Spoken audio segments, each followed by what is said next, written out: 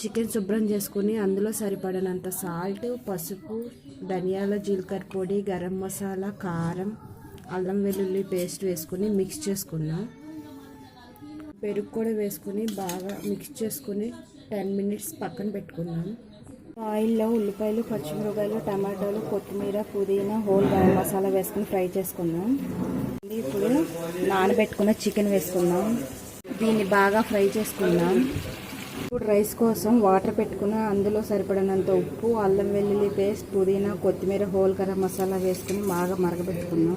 2 స్పూన్ల ఆయిల్ కూడా వేసుకున్నాం. బాగా మరుగుతుంది కదండి. ఇందులో అరగంట ముందు నానబెట్టుకున్న బాస్మతి రైస్ వేసుకుని ఉడకబెట్టుకున్నాం. 30% ఉడికిన రైస్ని తీసుకొని దానిపైన బాయిల్ చేసుకున్న చికెన్ని స్ప్రెడ్ చేసుకోవాలి. లేయర్ చికెన్ స్ప్రెడ్ చేసుకున్నాం కదండి. ఇంకో లేయర్ ఇప్పుడు రైస్ స్ప్రెడ్ చేసుకున్నాం. ఇందులో రైస్ వేసుకుని స్ప్రెడ్ చేసుకున్నాం. లేయర్ పై లేయర్ స్ప్రెడ్ చేసుకుంటూ ఉండాలి. పైన కొత్తిమీర స్ప్రెడ్ చేసుకున్నాం. నచ్చిన వాళ్ళు బ్రౌన్ ఆనియన్స్ కూడా వేసుకోవచ్చు. ఇందులో కుంకుమ పువ్వు నానబెట్టుకున్న వాటర్ పోసుకున్నాం. ఇప్పుడు దీన్ని 5 మినిట్స్ 10 మినిట్స్ కానీ దమ్ పెట్టుకున్నాం.